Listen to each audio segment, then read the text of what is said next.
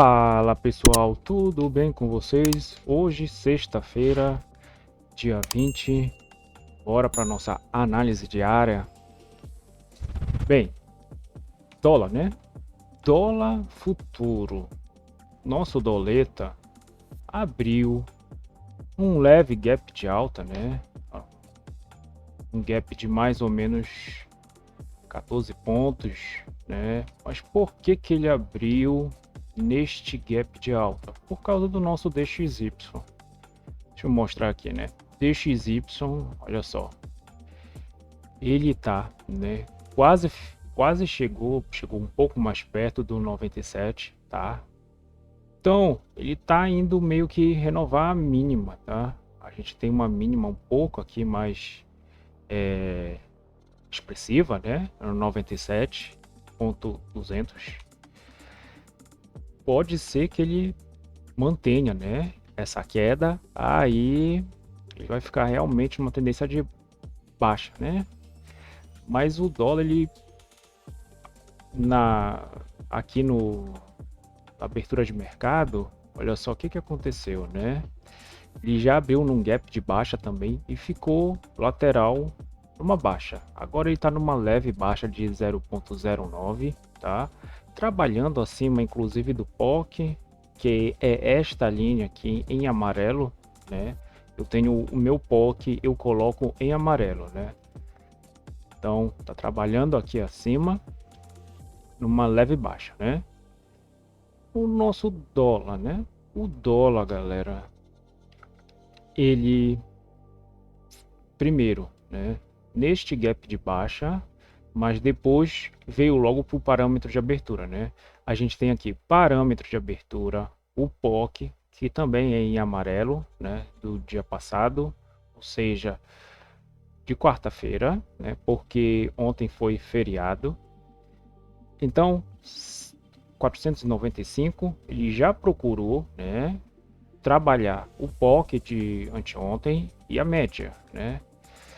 Ele tocou no ajuste meio-dia, tá, galera? Mas que é interessante eu frisar aqui para vocês que olha só, Petax futura. Então o dólar ele buscou, a gente tem aqui, né? Primeiro, máximo da CME, mínimo da CME, tá? E o dólar BRLT, que é o de turismo, né? Taxa máxima de câmbio e aqui a taxa mínima de câmbio, né? Então, ele fez o primeiro spot do dia, né? Obviamente que aqui eu já coloquei na nossa planilha, né? Fez um primeiro Petax para segunda, uma leve, nem meio ponto, né? Nem meio ponto de diferença. A gente coloca meio ponto, né? Mas depois ele puxou aqui e jogou uma Petax lá para o 505,5 praticamente, né? A Petax final, ou seja, o nosso D0 de hoje tá no 493,5 aqui, né? Já coloquei, obviamente. Mas o que é interessante ressaltar aqui para vocês que ó, ele fez a primeira Petax futura, tá? Às 10 horas, buscou o spot. Esse é o spot, né? Depois vira a taxa à vista e taxa à vista, né? Segunda Petax, terceira Petax é taxa à vista. A gente tem o spot aqui, o terceiro spot também e preço futuro, né? Que está aqui em verde limão, né? Então ele buscou, ficou trabalhando em cima da Petax futura, né? Nesse contexto aqui é interessante manter-se comprado, né? Porque ele não conseguiu buscar o spot aliás, a taxa à vista, né? Porque o primeiro é o spot, depois vira a taxa à vista, né? E depois é o spot. O spot é justamente esse cálculo, né? Então aqui a gente tem o spot, que é justamente um cálculo, uma apreciação matemática, né, de tesouraria. Então a gente viu, né? Quem ficou comprado nessa Petax futura conseguiu fazer a melhor operação, né? que eu acho que era ficar comprado aqui em cima desse POC, né? Interessante é ficar comprado em cima da rejeição, mas aqui tinha uma aceitação grande, que inclusive o POC de hoje, nosso POC, olha só, está no 93,5. Bora ver aqui, 93, deixa eu colocar a cruz, 93,5, perto em cima do POC passado. Então, pegar essa liquidez para vir desafiar já a máxima de mercado, né? E ele veio aqui e buscou a máxima da CME, né? Que não tem tanto valor, porque depois que começa as taxas, essa máxima e mínima da CME, elas perdem efetividade, né? Porque o que comanda o câmbio são as taxas PETAX. Essas taxas elas comandam o câmbio, né? E mais a macroeconomia, tá, galera? Então ele veio aqui, buscou em cima do ajuste, né? E essa aqui seria uma boa oportunidade de scalp, tá? Aqui seria um excelente scalp que daria, deixa eu ver quanto ele botou, uns 7 pontos, né? Dá para pegar uns 5, 3 pontos a 5 pontos, né? Um scalp bom. Então já dá para colocar 3 a 5 pontos, né? E se puder trazer para esse POC, né? Foi o que não aconteceu, porque saiu a outra PETAX, a terceira PETAX, né? Aí dessa aqui nós já tivemos 18 pontos e meio de uma para outra. Ou seja, uma tendência de alta, né, galera? Então, trabalhou em cima da PETAX futura e essa compra aqui eu já não achei tão boa, né? Mas era possível comprar em cima da PETAX futura para vir desafiar então a máxima. Só que aqui você está comprando topo de mercado. E hoje é sexta-feira, não está tão direcional assim. Mas não significa que o câmbio ele não pode andar mais um pouco, né? Porque a gente está aqui em 0,5%. 0,5%, né? Aqui a gente tem 0,33 e aqui 0,5 de alta, né? O câmbio ele pode muito bem caminhar mais um pouco, tanto que a nossa amplitude média diária está aqui no do 542, né? 543, a nossa amplitude média diária. Esse aqui é justamente um excelente indicador, tá? Que a gente tem a máxima e a mínima. Deixa eu mostrar aqui para vocês, né? Então a gente tem aqui, né? Olha só, amplitude média diária. O câmbio ele costuma ficar aqui. Ele não gosta de ultrapassar, tá? Só em dias realmente de tendência. Aí a gente entra no fluxo a favor da tendência, né? A tendência é amiga do trader. E agora ele conseguiu, né? Ele tá acima, o preço está acima do 500, tá? Então 504, a nossa PETAX futura, 504 ele ainda não veio buscar, né? 504, tá bem aqui, né? Em cima da média, pode ser que ele venha dar um mergulho, mas eu acho que ele vai ficar aqui nesse range, né? Ele vai segurar. Eu acho que os compradores eles vão defender aqui o 500, tá, galera? Inclusive porque tem uns topos aqui, né? Mas tem uma liquidez bem interessante que ele pode vir buscar, que é o nosso POC, né? Mas de qualquer forma, para fazer uma operação de ajuste, é às 3 horas, né? Às 3 horas nós averiguamos onde está o preço para aí sim fazer algum tipo de movimentação, né? Perceber, fazer algum tipo de plano, né? Achar uma ineficiência e tirar ganhos dela. Mas eu não creio que ele venha buscar o nosso D0 de hoje, tá? Que é a nossa PETAX, é a nossa PETAX, né? PETAX final, e é o spot. Tá, mini índice, galera, mini índice. Baixa, né, galera? Inclusive ele deu de novo, olha só. Essa aqui, para mim, foi a melhor venda, né? Que eu já estou aqui cansado de falar para vocês que ele faz uma liquidez, né? Vai na máxima dela e assim ele faz o movimento que ele queria fazer, né? Por quê? A gente entende que primeiro ele deixou um movimento, se você não tá vendido aqui, né? Ele não abriu em gap, mas trabalhou. Aqui a média contratual, o POC de anteontem e a média do ajuste, né? Aqui o ajuste, né? Então ele passou primeiro 9,20, né? 9,10, né? 9,10 ainda segurou um pouco no ajuste, mas depois ele ganhou uma certa força, tá? O que nós temos que entender também, né? E o nosso juros, olha só como ele tá. Ponta mais curta, e alguns da ponta média estão uma leve alta, e ponta média e ponta longa está numa baixa, né? Então esse é um cenário um pouco mais perigoso, ainda mais tratando de sexta-feira, tá, galera?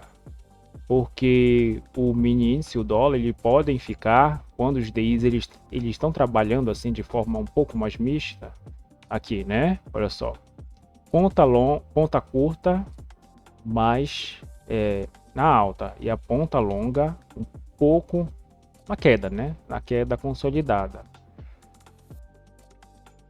Só que realmente, né? Essa forma mais mista dos DIs de trabalharem não traz assim um cenário que eu diria que bom, pelo menos para os pequenos traders, né? Para nós especuladores de mercados. Se eles estivessem todo caindo, né? O movimento estaria, inclusive, um pouco mais forte em ambos, né? Só que a gente viu os DIs trabalhando em baixa. Se os DIs estão trabalhando em baixa, a bolsa é bom para a nossa bolsa, né? E o nosso Ibov está caindo, está com 1 de queda, né? 1% de queda. Então deveria, né? Nesse caso, eles deveriam estar trabalhando numa alta, porque é bom para a bolsa. Quando os juros caem, é bom para as empresas, né? Que sobra mais crédito, e mais crédito é mais dinheiro no mercado. E por isso que a bolsa sobe quando os DIs caem. Aliás, os DIs sobem, o câmbio sobe, né? Aí os DIs eles caem, né? E a nossa bolsa sobe, né? Então por isso que a gente tem um movimento contrário, né? O câmbio, o DI, ele larga na frente, depois o câmbio vai atrás, né? Então eu vejo agora que ele já deu um sinal, tá? Se eu não me engano, agora, né? 1,52. Ele já veio na média, né? E já fez um movimento de venda, né? Pode ser que ele volte aqui e o pessoal defenda esse aqui, os vendedores daqui, e caia mais um pouco. Inclusive, olha só, chegou na amplitude média diária e devolveu um pouco, né? Porque aqui já é um movimento um pouco mais esticado. E na abertura de mercado à vista, tá, galera? A abertura de mercado à vista aqui no nosso, olha só como é que estava a nossa bolsa, né? O micro S&P estava numa leve alta, mas depois baixou, né? Depois está trabalhando de forma negativa. Só quem está trabalhando numa alta é a Petro, né? Petro 3 e a Petro 4 numa leve alta também. E de resto, né? Olha, o setor bancário está sangrando, não está sangrando, mas está mais de 1% de queda, né? E o nosso índice BCIC também, olha só, trabalhando na baixa. Isso aqui dava um forte indicador de venda, tá, galera? Inclusive com a abertura do mercado americano, né? Que a gente pode ver aqui. Primeiro, o EWZ, deixa eu trazer para cá. EWZ, né?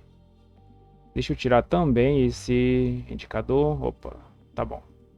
Então, veio um movimento de queda, inclusive forte, junto, né, com o BR Titãs, né? Então, um movimento bem forte, né? Olha só, inclusive puxou mais um pouco, né? Fez com que a nossa bolsa devolvesse mais um pouco. A melhor operação no mini índice para mim foi essa aqui, né? Onde ele faz a liquidez. Deixa eu mostrar para vocês aqui, né, galera? Então, ele cria uma liquidez, tá? Ele cria uma liquidez. Aqui tinha um POC, tá? aqui tem um POC, né? Inclusive que os players defenderam. Então cria uma liquidez aqui, vai aqui na rejeição dela, né? Pega essa lacuna aqui, HFT, né? É o trade contra a pessoa física, né? Então quem está vendido aqui tem muito stop aqui, né? O cenário ainda era de queda, tá? Então na abertura do mercado americano, essa venda aqui foi a melhor, né? Inclusive os players defenderam, né? A gente tem essa região de quem vendeu, não deixou nem chegar perto e o mercado continuou com a queda. O mini índice ele faz isso, né? Cria liquidez, vai na máxima dela para cair. Ou então ele faz o contrário, quando o dia é de alta, né? Então era para vender aqui, né? Continuar a estar vendido ainda, na verdade, né? Quem está vendido mais lá em cima não vai. Aliás, tratando de sexta-feira, os play eles encerram 5 horas, né? Porque 2 dias é um dia, são sábado e domingo, o nosso ativo não vai estar funcionando, né? Uma coisa é deixar um dia para o outro, mesmo que esteja, por exemplo, quem está vendido aqui, né? Quem está vendido aqui tá ganhando 1.300 pontos, né? Tá quase 1% de queda, 1% de queda, né?